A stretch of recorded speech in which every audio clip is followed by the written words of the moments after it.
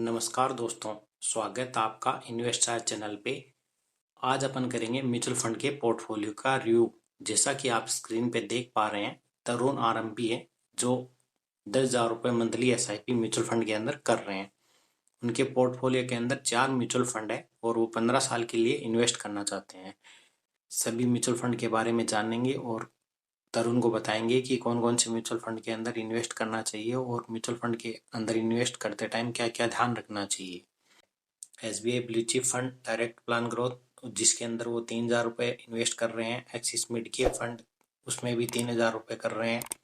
Axis small cap fund, इसके अंदर भी वो 3,000 रुपये इन्वेस्ट कर रहे हैं। पराग ब्रिक फ्लेक्सी केप, इसके अंदर वो 1,000 रुपये इन्वेस्ट कर रहे हैं। अगर आप भी म्यूचुअल फंड के अंदर इन्वेस्ट करना चाहते हैं तो वीडियो के डिस्क्रिप्शन में ग्रो ऐप का लिंक दिया हुआ है, आप जाके डाउनलोड कर सकते हैं। और आपको अगर कुछ भी जानना है तो कमेंट करके या वीडियो के डिस्क्रिप्शन में टेलीग्राम ग्रुप का लिंक दिया हुआ है, वो जाके डाउनलोड करके आप डायरेक्ट पूछ भी सकते हैं। तो चलिए आज की वीडियो शुरू करते हैं। सबसे पहले अपन जानेंगे एसबीआई ब्लू चिप फंड के बारे में।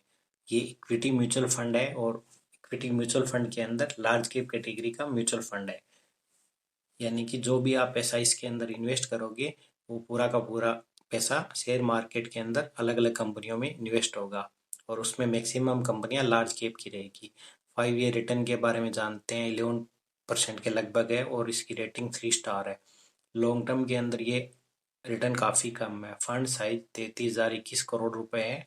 अगर फंड की साइज ज़्यादा हो जाती है तो फ्यूचर के अंदर रिटर्न की संभावना थोड़ी कम हो जाती है। ऐसा नहीं है कि वो रिटर्न कम मिलेगा, लेकिन चांसेस थोड़े कम रहते हैं। अभी अपन जानते हैं जो अपन पैसा इसके अंदर इन्वेस्ट करेंगे वो कहाँ इन्वेस्ट होता है, इक्विटी या कैश स्प्लिट। यानी इक्विटी के अंदर 94.3% इन्वेस्ट होता है और जो फंड हाउस होता है उसके पास कैश के रूप में 5% पैसा रहता है।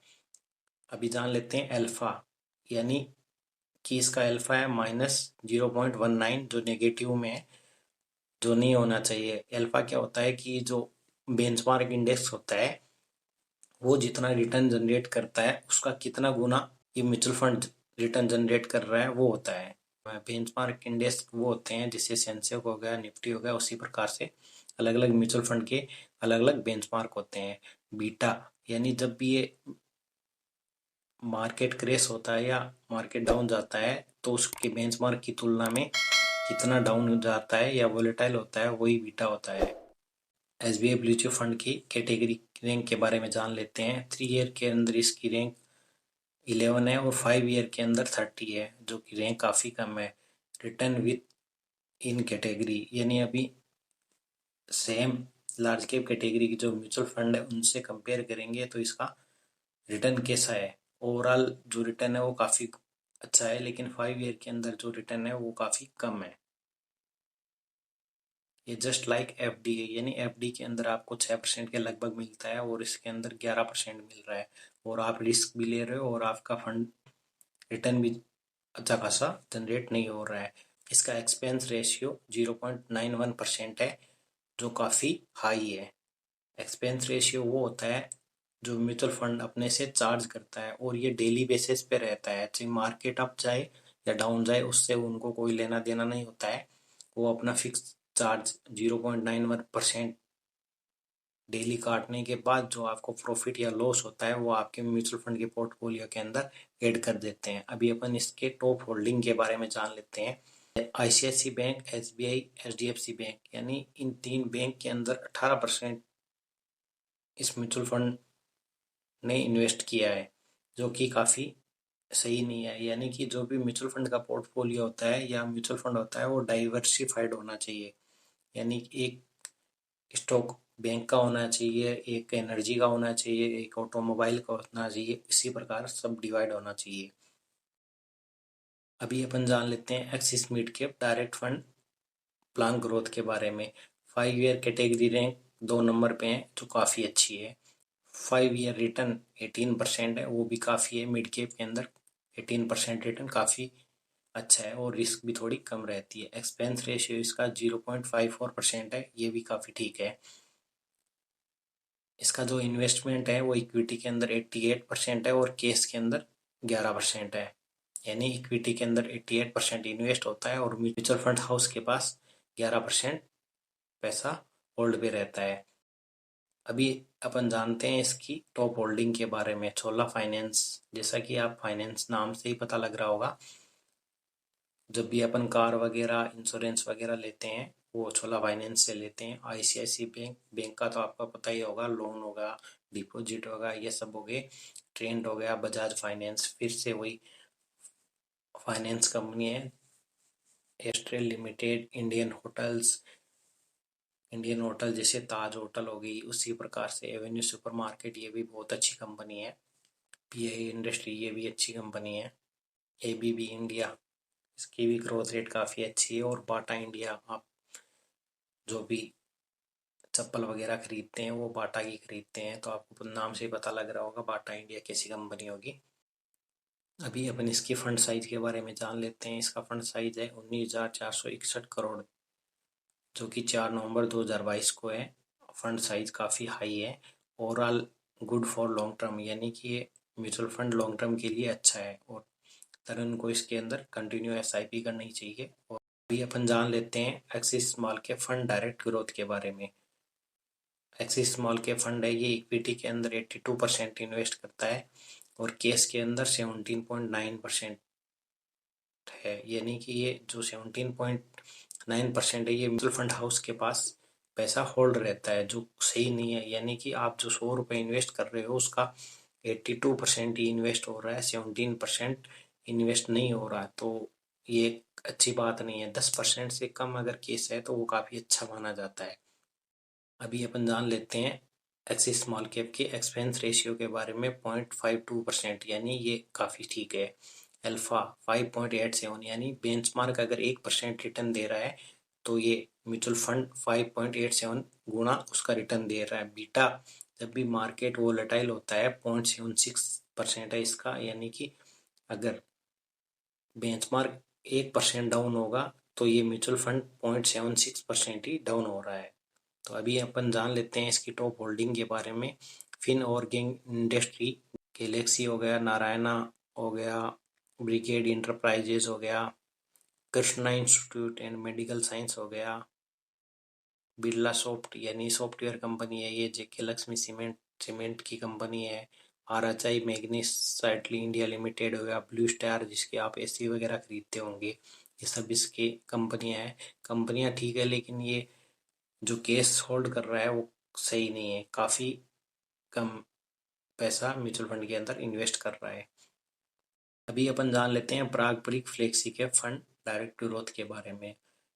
ये मल्टी कैप फंड है और इसकी जो फंड साइज है वो 26,033 करोड़ रुपए 4 नवंबर 2022 को है।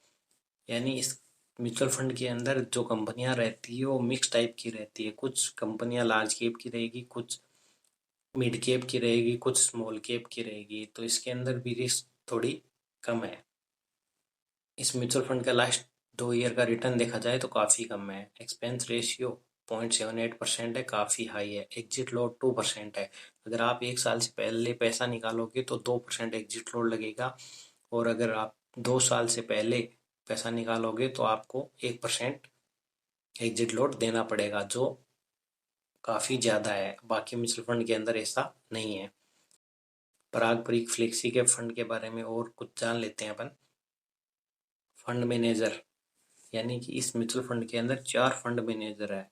2 अगर फंड मैनेजर है तो काफ़ी सही है, 1 फंड मैनेजर है तो और ही बढ़िया है। More than 2 fund manager mutual fund के अंदर सही नहीं माने जाते। तरुण आरएमपी को निवेश करने के लिए सजेशन अपन बताएंगे कि कैसे इन्वेस्ट करना चाहिए और कितना रुपए इन्वेस्ट करना चाहिए। मिनिमम टाइम पीरियड, यानी कि इनको 5 साल के लिए मिनिमम करना चाहिए, उससे ज़्यादा करना चाहे तो कर सकता है। और कंटिन्यू मंथली एसआईपी करना चाहिए। डाइवर्सिफाइड पोर्टफोलियो बनाना, यानी हर सेक्टर की कंपनियां होनी चाहिए अपने म्यूचुअल फंड के अंदर और इनको 2 साल तक पॉजिटिव रहना है म्यूचुअल फंड के अंदर। उसके बाद ये खुद समझ जाएंगी कि हाँ, मैं जो इन्वेस्ट कर रहा हूँ वो काफ़ी सही हो रहा है। अभी अपन जानते हैं म्यूचुअल फंड के अंदर एसआईपी किस प्रकार करनी चाहिए, जिससे कि जब भी मार्केट वोलेटाइल होता है तो आप उसके अंदर कंटिन्यू एसआईपी कर सको और उससे आप का पोर्टफोलियो भी बैलेंस बना रहे। तो तरुण को 2,000 रुपये की SIP एक्सिस मिड के फंड के अंदर करनी चाहिए और फर्स्ट SIP 1,000 रुपये की करनी चाहिए, वो महीने की 5 तारीख को। और सेकंड जो SIP है वो 1,000 रुपये की करनी है, वो महीने की 20 तारीख को। इसी प्रकार जान लेते हैं दूसरा वाला म्यूचुअल फंड कौन सा है, PGIM इंडिया फ्लेक्सी के फंड। यानी ये भी काफ़ी अच्छा फंड है और इसका जो एक्सपेंस रेशियो है वो भी कम है। इसके अंदर जो कंपनियां हैं वो भी डाइवर्सिफाइड है।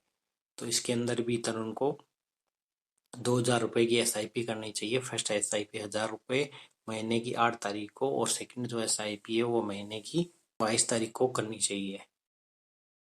तीसरा जो म्यूचुअल फंड है वो है SBI small cap fund direct growth. ये स्मॉल कैप के साथ साथ मिड कैप कैटेगरी का म्यूचुअल फंड भी जाना जाता है। इसके अंदर इनको 3,000 रुपये की SIP करनी चाहिए और 3,000 रुपये एक साथ नहीं करने चाहिए। इनको महीने के अंदर 3 SIP करनी चाहिए। पहली SIP 7 तारीख को, दूसरी 17 को और तीसरी 27 तारीख को। यानी मार्केट जब भी वॉलेटाइल होगा तो आपको काफ़ी सारी यूनिट मिलेगी और जब मार्केट हाई रहेगा तब भी आपका पोर्टफोलियो बैलेंस बना रहेगा। और मंथली SIP करनी है उनको। अभी चौथा जो म्यूचुअल फंड है वो है Canara Robeco small cap fund direct growth.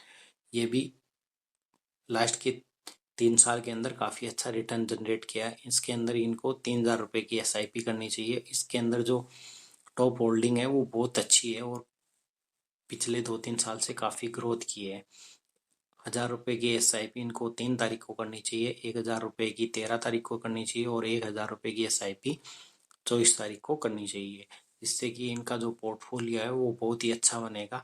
शुरू के 2 साल के अंदर हो सकता है पोर्टफोलियो अप डाउन रहे, लेकिन 2-3 साल के बाद आपका जो पोर्टफोलियो है वो बैलेंस बना रहेगा और उसके अंदर किसी भी प्रकार का आपको कोई दिक्कत नहीं आएगी।